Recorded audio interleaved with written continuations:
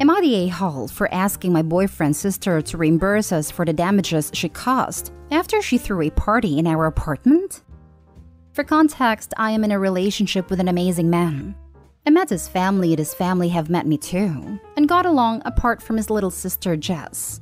She never liked me once I stepped into their house. It was like she was trying to find every single fault in me, whether my clothes, which she would sometimes say, "You look like a cheap woman showing that much cleavage," or stating, "You look like a nun all covered up." But regardless, I always try to make friends with her, whether it was baking her favorite cookies, buying cinema tickets for her to watch a movie, etc. I never wanted to have a bad relationship with my boyfriend's sister. A few months passed by, and honestly, my relationship with Jess slightly improved. There were no snarky comments about me or my clothing. Everything was chill, until my boyfriend and I had a 3-day trip and were leaving our shared apartment and needed a house sitter to take care of our plants and our 3 dogs, and Jess volunteered. I was very hesitant, but my boyfriend assured me maybe she was trying to get in my good books. I left her my keys to the apartment since I didn't have a pair, and it was honestly just a 3-day trip. Fast forward 3 days later, we called Jess to inform her we're coming back, but she doesn't answer the phone. So later on, we're knocking on the door. When there's no answer for about 10 minutes, I try calling Jess repeatedly but still no answer. After a while, Jess opens the door. I was honestly relieved as we thought something bad happened. I tried answering, but she blocked me as I politely tell her to move away, before I pushed past her to see our apartment in ruins. Broken cups, plates, glass, and even a shattered wine bottle. Even a few painting broken. But thankfully, it was only the sitting room and the dining area. Jess then starts apologizing, saying she just had a few friends over. They brought a few friends with them and this mess happened. And I was having none of it, as maybe this was some kind of sick prank. I tell her I don't care how this all happened, but she would have to reimburse us for all the damages. Thankfully, my boyfriend supported me. Jess broke down in tears. I did feel bad for her, but actions do have consequences. She then starts shouting at me, saying our relationship was getting better, and I messed it up. In which I told her, "You're the only one who messed it up, not me."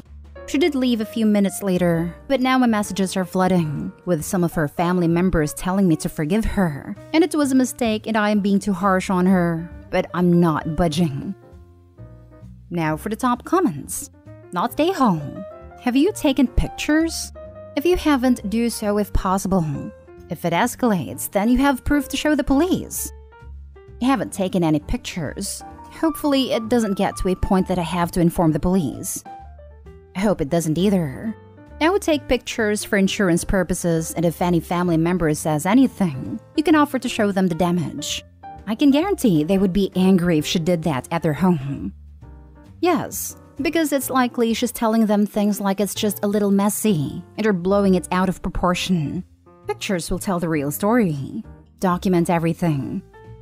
Not stay home. It isn't a matter of forgiving her, and you could tell her flying monkeys that you do forgive her, though you are not obligated to do so. You just want her to take responsibility and reimburse you for the damage.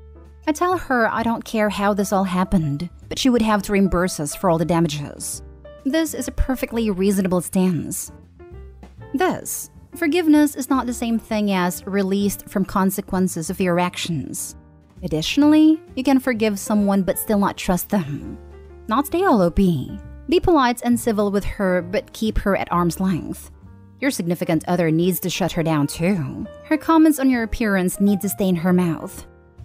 When someone sends their flying monkeys in an argument, it's because they know they were wrong. You are not a-hole, but Jess definitely is. So she damaged your place and didn't even have the decency to clean it up. And now you just have to forgive this behavior?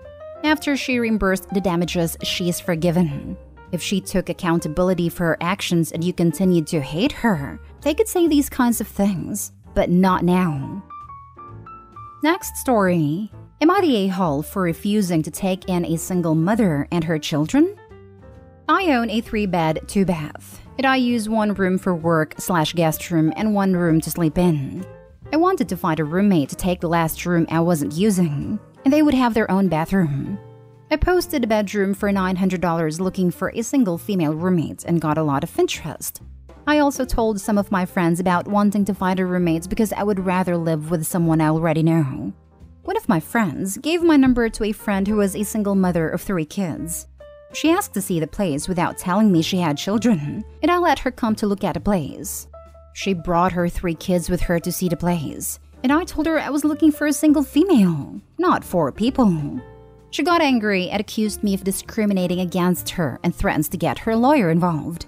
I know I'm not allowed to have preferences for roommate, and only full unit rentals are not allowed to discriminate against children. I told her she could, but the law was in my favor and told her I wasn't interested in living with her children, especially since the rental was for 1 room, so where would they sleep? She told me I should give up the room I work in to her 2 oldest, and I told her no, that's not definitely going to work, and kicked her out. She called me again 2 days later and begged me to let her and her children stay for a month or 2, since her landlord was kicking her out at the end of the month and her children would stay at their grandma's, so I just had to take her in. I heard horror stories about tenants refusing to leave and evictions taking forever, so I told her I had already found a tenant. This isn't a lie. I had someone I thought was a good fit, but they wanted to move in the next month, June, instead of May, which would have been better for me. But in the end, I decided to go with her. But I didn't believe she would leave her kids. I sneaked them in as soon as she moved in. My friend called me up and told me she was desperate and couldn't afford a higher rent elsewhere and I should take her in as an act of kindness. I have heard lots of horror stories about bad roommates, so I didn't want to risk it. But am I the a-hole for not wanting to take that risk? Not the a-hole. You searched for 1 female and 1 room. She demands 2, I guess for the same rent, and wants to move in with 4. Hell no. And threatens to call a lawyer when Opie understandably tells her no. Why is she being evicted? I see that as a big red flag. If she can't afford a higher rent, then how will she afford a lawyer to sue? Right? I'm getting evicted, but I'm gonna call a lawyer on you. I'd laugh. Definitely a toothless threat. Your friend should take this person in if they are so concerned.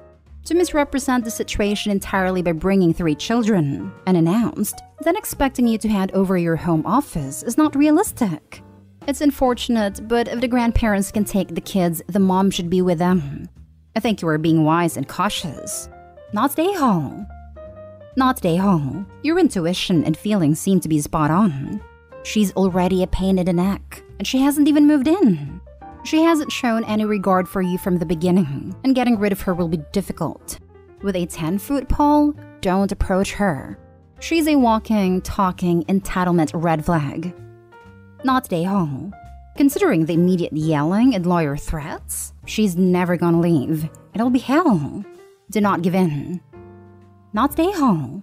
Look, not everyone wants to hear it, but an act of kindness shouldn't be coerced.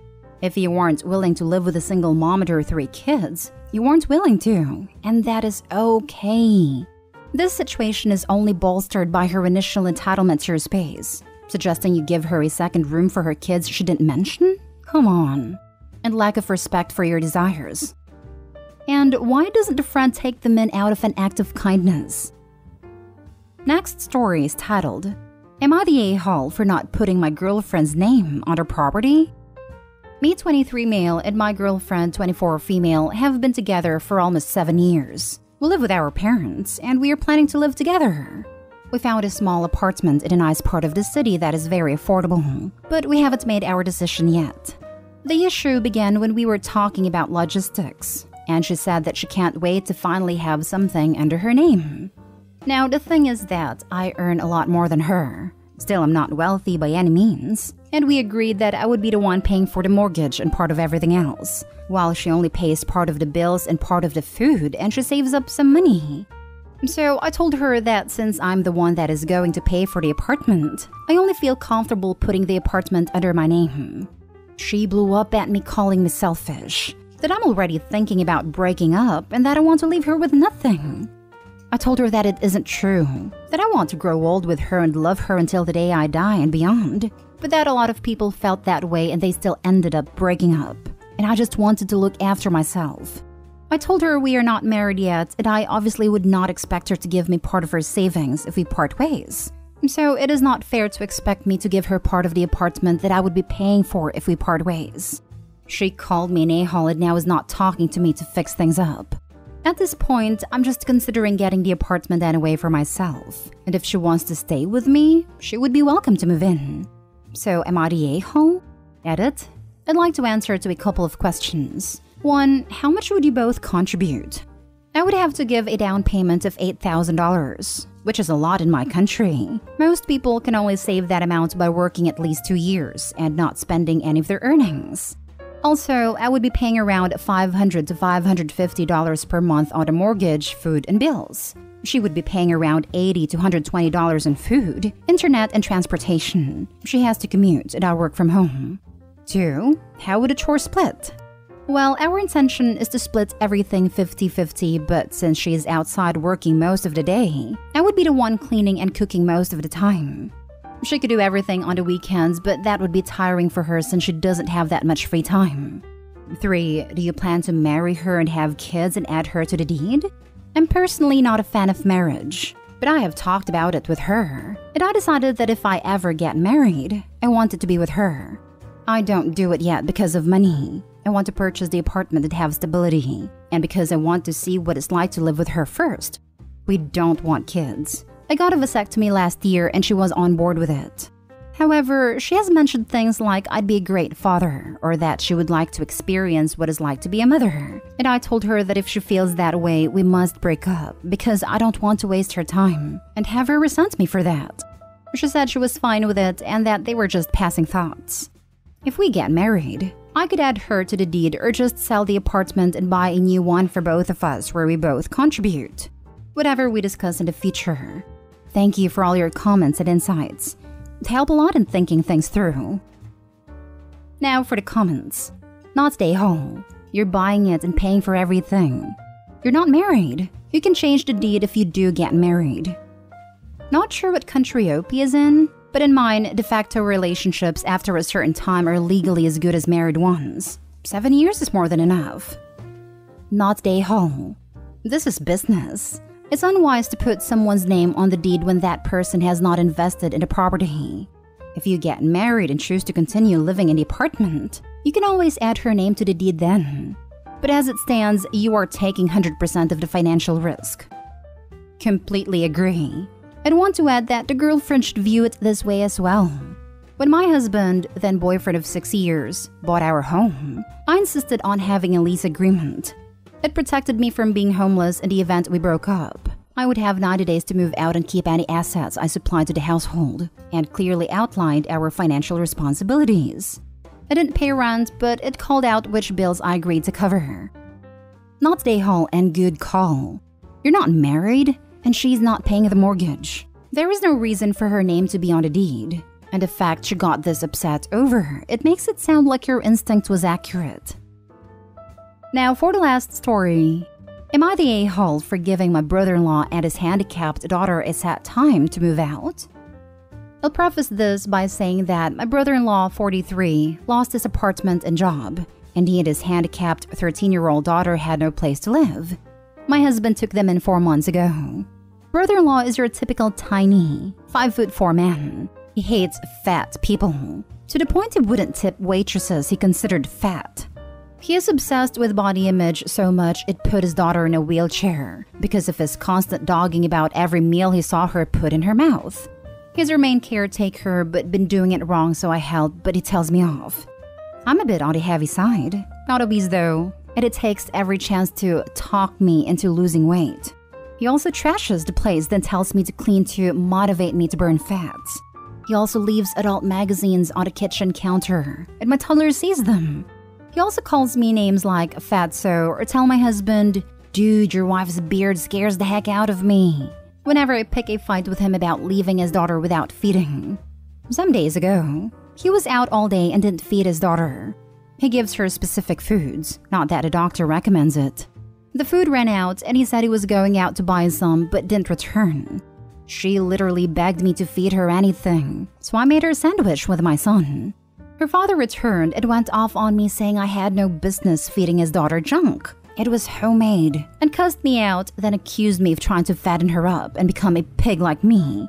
I had enough, and yelled at him that his daughter wasn't a dog, then told him he had X time to pack and leave. He told my husband and he started arguing with me. I said I could not take any more humiliation in my own home. He said it was appalling and loathsome that I want his brother and handicapped knees on the street. He told me to go apologize and really do better, but I refused, and things have been tense since then. Info: why have you not reported him to the social services? He is mistreating his daughter. I have threatened him at some point, seeing how he essentially treats his daughter as a dog. My husband got mad at me, and he threatened to divorce me if I try to tell someone. You could have solved this by calling child services at the same time you file for divorce. That child needs to be protected. If you don't call child services, you are absolutely the a-hole here. Not the a-hole. Also, this is more of a husband problem. Your husband doesn't seem to care at all that his brother straight up is a bully to his wife and starves his niece. I would call CPS on your brother-in-law. Call CPS. Don't let her leave with him. Kick him out, but keep her there. I know she's not yours, but you'd literally be saving her life. Not stay home. Call CPS and kick brother-in-law out. Keep the daughter. If the husband goes, so be it. Why would you be with someone who supports and enables child mistreatment? You and she deserve so much better.